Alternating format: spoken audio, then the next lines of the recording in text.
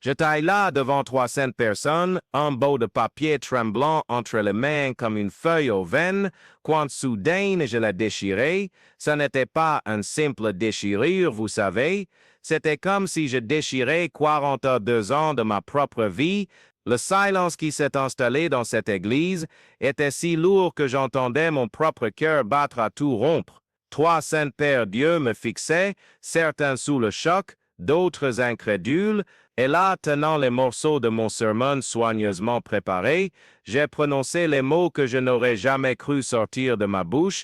Je ne sais plus en quoi je crois. Permettez-moi de revenir un peu en arrière pour vous expliquer comment un pasteur respecté, avec 42 ans de ministère, en est arrivé là. Je m'appelle Antoine Dubois, et pendant 4 décennies, j'ai été ce que les gens appelaient un homme de foi inébranlable. J'ai fondé 3 églises, baptisé plus d'1 millier de personnes, célébré des milliers de mariages, consolé des familles dans leurs moments les plus difficiles.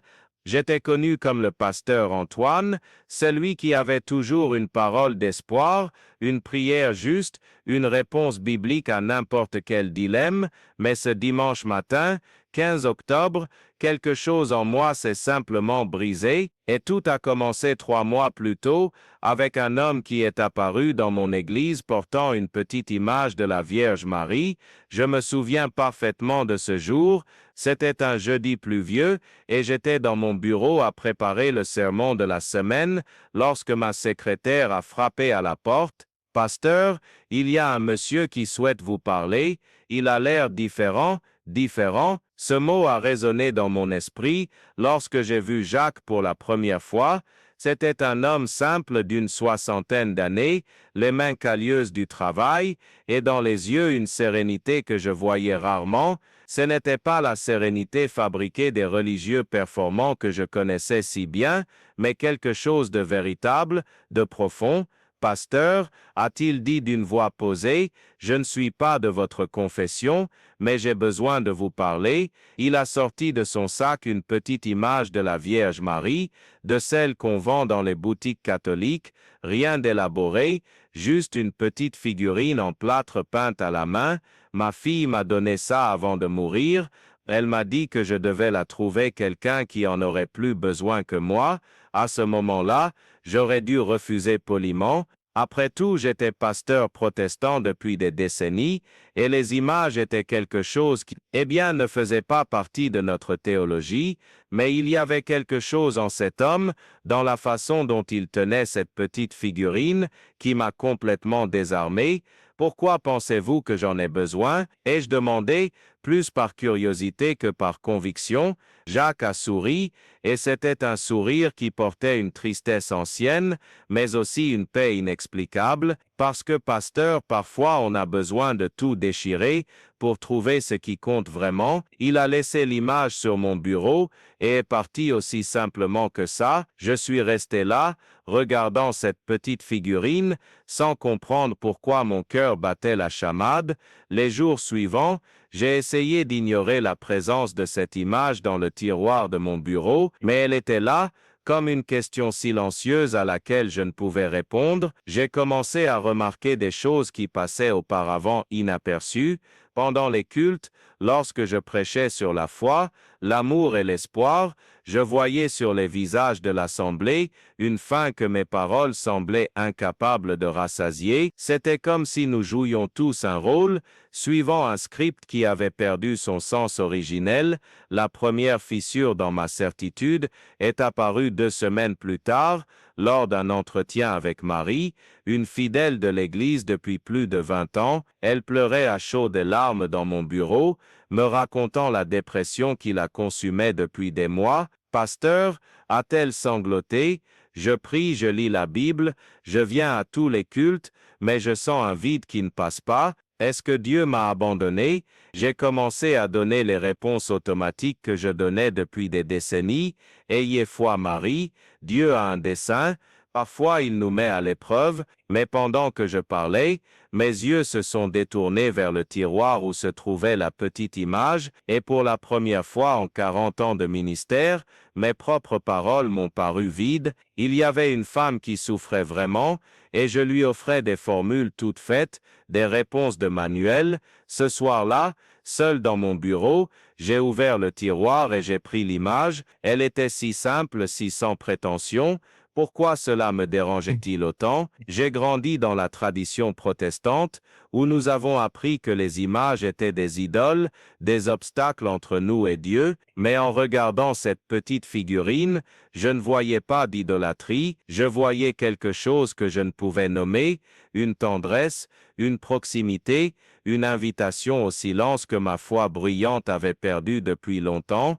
J'ai commencé à remettre en question des choses qui étaient auparavant absolues pour moi. Lors d'une réunion de pasteurs, alors que nous discutions des stratégies de croissance de l'Église et des méthodes pour augmenter les dîmes, je me suis surpris à penser: quand est-ce que la foi est devenue une affaire? Je regardais mes collègues parler d'objectifs de conversion et de campagnes financières, et je ressentais une nausée croissante. Ce n'étaient pas de mauvaises personnes, c'étaient des hommes sincères comme je l'avais été pendant si longtemps, mais il y avait quelque chose de fondamentalement erroné dans cette approche, quelque chose qui réduisait le sacré à des chiffres et des statistiques. C'est à cette époque que j'ai commencé à faire quelque chose que je ne faisais plus depuis des années, marcher dans les rues de la ville sans hâte, sans programme, simplement en observant, et c'est au cours de ces promenades que j'ai commencé à voir Dieu différemment. Je le voyais dans le sourire fatigué de la femme de ménage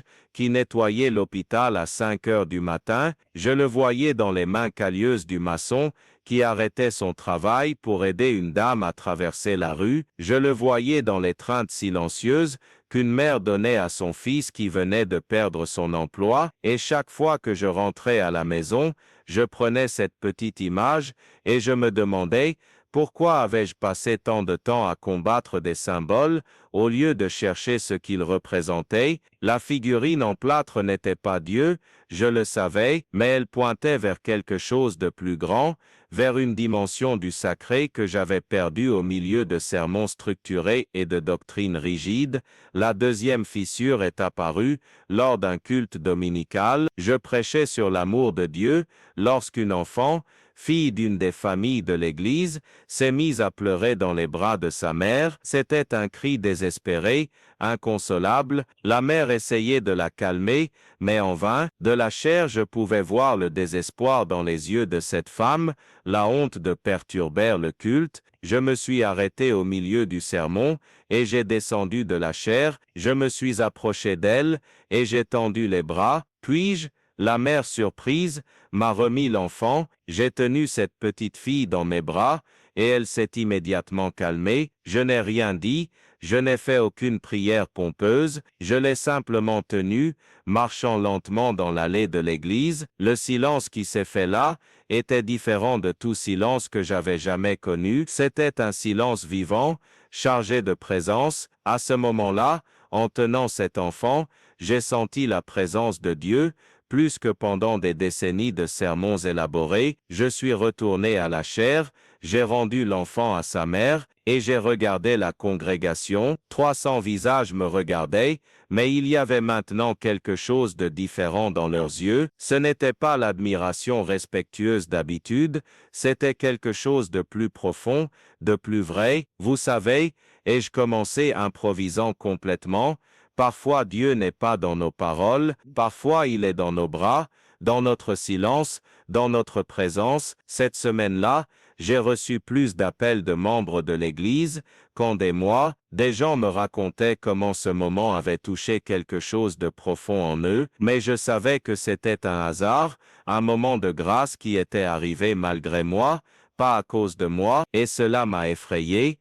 Si Dieu pouvait agir si puissamment à travers un geste simple, spontané, qu'est-ce que cela disait de toutes les structures élaborées que j'avais construites au fil des ans? J'ai commencé à étudier différemment. Au lieu de chercher des textes qui confirmaient mes convictions, j'ai commencé à lire des auteurs qui me mettaient au défi. J'ai découvert des mystiques chrétiens que j'avais ignorés pendant des décennies, des gens qui avaient trouvé Dieu dans le silence, la contemplation, la simplicité. J'ai lu Saint François d'Assise, Sainte Thérèse d'Avila, Thomas Merton, et j'ai réalisé qu'il y avait une dimension de la foi chrétienne que j'avais complètement perdue au milieu du bruit des dénominations et des disputes théologiques. C'est alors que j'ai décidé de faire quelque chose que je n'avais jamais fait en 40 ans de ministère. J'ai visité une église catholique, non pas pour convertir, non pas pour débattre, mais simplement pour observer. J'ai choisi une petite chapelle au centre-ville, loin de mon cercle connu. C'était un jeudi après-midi, et l'endroit était presque vide, seulement quelques personnes âgées priaient en silence, quelques bougies allumées, et une atmosphère de paix que je ne trouvais plus dans ma propre église. Je me suis assis au dernier rang, et je suis resté là, simplement en observant. Il y avait une image de la Vierge Marie sur l'autel, semblable à celle que Jacques m'avait donnée, et pour la première fois, au lieu de ressentir un malaise théologique, j'ai ressenti de la curiosité. Qu'est-ce que ces gens trouvaient là, que je ne pouvais plus trouver dans ma tradition? Ce n'était pas de la superstition, comme on m'avait appris à le croire, c'était une façon différente de se relier au sacré, plus intime, plus sensorielle, plus humaine. Je suis resté là pendant 2 heures, et quand je suis sorti, j'emportais avec moi plus de questions que de réponses. Mais c'était de bonnes questions, des questions qui me faisaient grandir au lieu de me laisser complaisant. Ce soir-là, j'ai repris la petite image que Jacques m'avait donnée. Ce n'était plus un objet étrange dans mon tiroir, c'était une invitation, un pont, un rappel que Dieu était plus grand que mes catégories théologiques. Si vous regardez ce récit, et que vous vous interrogez sur votre propre foi, vos propres certitudes, laissez-moi vous dire, n'ayez pas peur de poser des questions. Abonnez-vous à la chaîne pour continuer à suivre des histoires comme celle-ci, car je crois que nous avons tous, à un moment donné, besoin de déchirer nos certitudes pour trouver des vérités plus profondes. Les semaines suivantes ont été marquées par une turbulence intérieure que je n'avais jamais connue. C'était comme si 40 ans de construction théologique étaient remis en question simultanément. Ce n'était pas un doute sur Dieu, au contraire, je n'avais jamais senti sa présence aussi intensément. C'était un doute sur tout ce que j'avais construit en son nom, les structures, les hiérarchies, les divisions, les certitudes absolutes qui ne laissaient pas de place au mystère. Pendant cette période, j'ai commencé à prêter attention différemment aux gens de mon église. Je voyais Joseph, un homme simple qui travaillait comme concierge et qui arrivait toujours une demi-heure avant les cultes pour prier en silence. Il y avait quelque chose dans sa simplicité qui me touchait profondément. Je voyais Madame Hélène, veuve depuis 20 ans, qui consacrait ses après-midi à visiter les malades à l'hôpital, sans tambour ni trompette, sans attendre de reconnaissance. Je voyais le jeune Robert, qui avait surmonté sa dépendance à la drogue et qui consacrait maintenant ses soirées à parler à d'autres jeunes en situation de risque. Ces personnes vivaient une foi plus authentique que n'importe quel sermon que j'avais prêché. Ils n'avaient pas de réponse élaborée au mystère de la vie, mais ils avaient quelque chose de plus précieux, ils avaient l'amour en action, et j'ai commencé à réaliser que pendant des années, j'avais compliqué quelque chose qui pourrait être beaucoup plus simple. La troisième fissure, la définitive, est apparue lors d'une conversation avec ma propre épouse. Carmen était inquiète pour moi depuis des semaines. « Antoine, lui ai-je dit un soir, tu es différent. Ce n'est pas un différent mauvais, c'est un différent plus vrai, mais j'ai peur de ce que cela signifie pour nous, pour l'Église, pour tout ce que nous avons construit ensemble. » J'ai regardé cette femme, ma compagne depuis 35 ans, celle qui avait sacrifié ses propres rêves pour soutenir mon ministère, celle qui avait élevé nos enfants pendant que je voyageais pour prêcher dans des congrès et des conférences. « Chérie, lui dis-je en prenant ses mains, et si tout ce que nous avons construit reposait sur des fondations erronées, et si Dieu m'appelait à quelque chose de différent? » Elle resta silencieuse longtemps, puis elle dit quelque chose qui me bouleversa profondément. « Antoine, je prie depuis des années pour que tu retrouves l'homme qui est tombé amoureux de Jésus dans ta jeunesse, ce jeune homme de 20 ans qui voulait changer le monde non pas avec de belles paroles, mais avec un amour véritable. Si ce processus te ramène à lui, alors je te soutiens quoi qu'il arrive. Cette nuit-là, je n'arrivais pas à dormir, je pris la petite image qui était devenue ma compagne de réflexion, et je sortis dans le jardin. Le ciel était étoilé, et pour la première fois depuis des années, je me sentis petit face à l'immensité de l'univers. Dieu, priai-je, je ne sais plus qui je suis, j'ai passé 40 ans à dire aux gens qui tu es, mais maintenant je réalise que peut-être je ne t'ai jamais vraiment connu. Montre-moi le chemin, même si cela signifie détruire tout ce que j'ai construit. La réponse ne vint pas sous forme de voix ou de vision, elle vint comme une certitude croissante que je devais être honnête avec moi-même et avec les personnes qui me faisaient confiance. Je ne pouvais plus prêcher des certitudes que je ne ressentais pas, je ne pouvais plus offrir de réponses toutes faites à des mystères que je ne comprenais pas moi-même. Je devais avoir le courage d'être vulnérable, d'admettre mes doutes, d'inviter les gens à un cheminement de recherche au lieu d'offrir des destinations garanties. C'est ainsi que j'arrivais à ce dimanche 15 octobre. J'avais préparé un sermon sur la certitude de la foi, basé sur Hébreux 11, c'était un sermon sûr familier, qui plairait à la congrégation, mais lorsque je montais à la chaire et que je regardais ces visages familiers, je sentis que ce serait une trahison de prêcher ces paroles. Je commençais par lire le texte biblique, comme je le faisais toujours, mais lorsque j'arrivais à la partie où je devais développer le sermon, je m'arrêtais. Le silence s'étendit pendant quelques secondes qui parurent éternelles. Je regardais le papier dans ma main, puis les personnes dans l'église, puis à nouveau le papier. Et c'est alors que cela arriva. Vous savez, commençai-je en m'écartant complètement du sermon préparé, je suis ici depuis 40 ans pour parler de la certitude de la foi, mais aujourd'hui, je dois être honnête avec vous. Je sentis ma voix trembler. Il y a 3 mois, un homme m'a apporté une petite image de la Vierge Marie. J'aurais dû la refuser, conformément à notre tradition, mais je ne l'ai pas fait. Et depuis je remets en question tout ce que je croyais savoir sur Dieu. Je pouvais sentir la tension monter dans l'église, certains membres bougeaient mal à l'aise sur les bancs, d'autres me regardaient avec inquiétude. Mais je continuais. Pendant ces semaines, j'ai découvert que ma foi était devenue une forteresse pleine de certitudes, mais vide de mystère. Elle était devenue un ensemble de réponses toutes faites, mais sans espace pour de vraies questions. Elle était devenue une entreprise prospère, mais pas nécessairement une rencontre authentique avec le sacré. C'est à ce moment-là que je pris le sermon préparé, et devant tous, je commençai à le déchirer, une fois, puis une autre, jusqu'à ce que les morceaux tombent au sol de la chair. Le silence était assourdissant. Je ne sais plus en quoi je crois, dis-je, et ma voix résonna dans l'église. Ou plutôt, je sais en qui je crois en Jésus, je crois en l'amour, je crois en la compassion, mais je ne sais plus si je crois en toutes les structures que nous avons construites en son nom. Je ne sais pas si je crois que nous avons le monopole de la vérité. Je ne sais pas si je crois que Dieu se soucie plus de notre doctrine que de notre capacité à aimer. Je regardais les gens,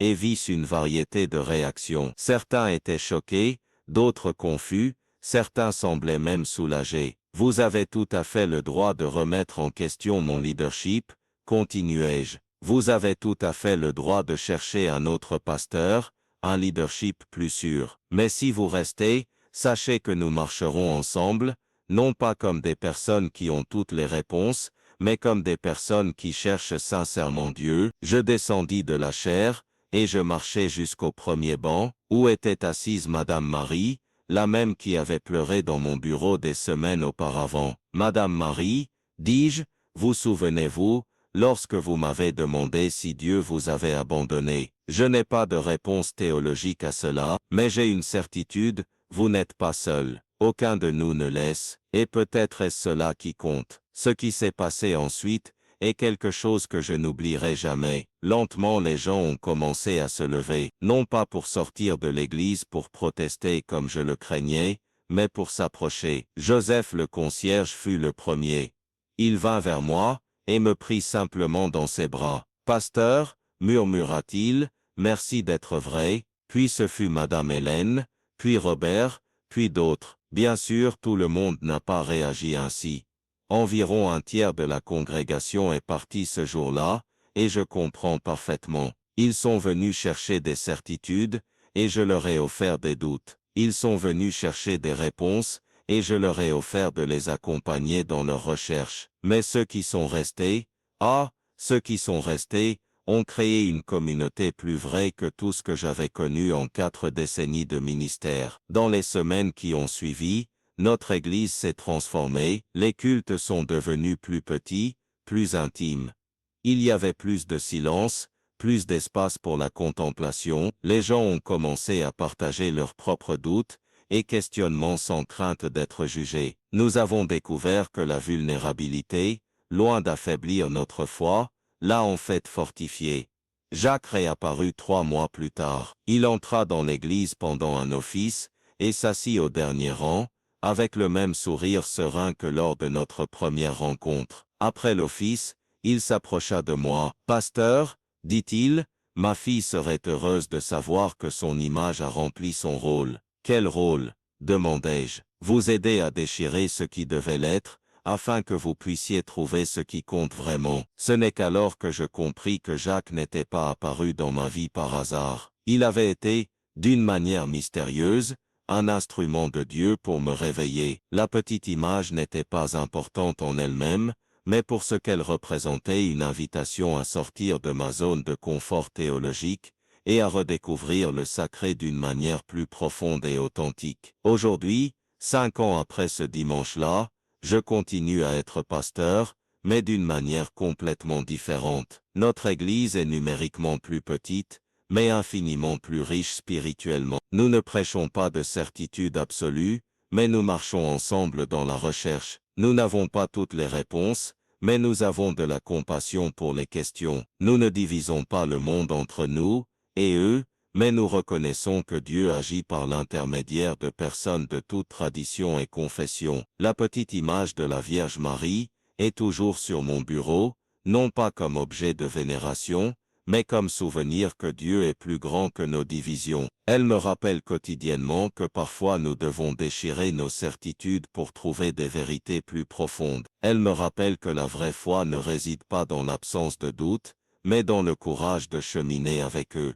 Chérie est toujours à mes côtés, et dit qu'elle ne m'a jamais vu aussi en paix avec moi-même. Nos enfants, qui s'étaient éloignés de l'Église la trouvant hypocrite et superficielle, sont revenus et ont amené leurs propres enfants. Ils disent avoir enfin trouvé une foi qui a du sens, une spiritualité qui n'a pas besoin d'avoir peur des questions. Si vous êtes arrivé jusqu'ici dans ce récit, c'est peut-être parce que vous remettez aussi certaines certitudes en question dans votre propre vie. Laissez-moi vous dire, n'ayez pas peur de déchirer ce qui doit l'être. N'ayez pas peur de questionner, de douter, de chercher. Dieu est assez grand pour supporter nos questions. En fait, je crois qu'il les célèbre, car elles montrent que nous cherchons véritablement, que nous grandissons véritablement. Aujourd'hui, je comprends que ce moment sur la chair, lorsque j'ai déchiré mon sermon, n'était pas un acte de rébellion ou de folie, c'était un acte de libération. C'était le moment où j'ai cessé d'essayer d'impressionner Dieu par mon éloquence, et où j'ai commencé à le rencontrer dans ma vulnérabilité. C'était le moment où j'ai cessé d'être un professionnel de la foi pour redevenir un chercheur. Et savez-vous ce que j'ai découvert? Dieu préfère les chercheurs sincères aux prédicateurs sûrs d'eux-mêmes. Il préfère les cœurs humbles aux esprits pleins de certitude. Il préfère les gens qui savent pleurer aux gens qui savent seulement parler. Il préfère le mystère à l'explication, la compassion à la correction, l'amour à la doctrine. Cette petite image en plâtre, si simple, si modeste, a été l'instrument que Dieu a utilisé pour m'enseigner la plus grande leçon de ma vie, qu'il ne tient pas dans nos cases théologiques, qu'il ne se limite pas à nos traditions, qu'il ne se soucie pas de nos divisions. Il veut seulement notre cœur sincère, notre recherche authentique, notre disposition à aimer. Donc, si vous faites face à vos propres questionnements, à vos propres crises de foi, sachez que vous n'êtes pas seul. Sachez qu'il est possible de déchirer les vieilles certitudes et de trouver quand même Dieu, ou peut-être justement grâce à cela, de le trouver d'une manière plus vraie et plus profonde. Le voyage continue, et chaque jour j'apporte de nouvelles questions, mais maintenant, elles ne m'effraient plus. Elles m'invitent à une relation plus intime avec le mystère sacré que nous appelons Dieu, et dans cette intimité, dans cette vulnérabilité, dans cette recherche constante, j'ai trouvé une paix qui surpasse toute intelligence. Que Dieu vous bénisse dans votre propre voyage, quel qu'il soit. Et souvenez-vous, parfois il faut déchirer pour reconstruire, il faut questionner pour trouver, il faut douter pour vraiment croire. C'est la beauté paradoxale de la foi authentique.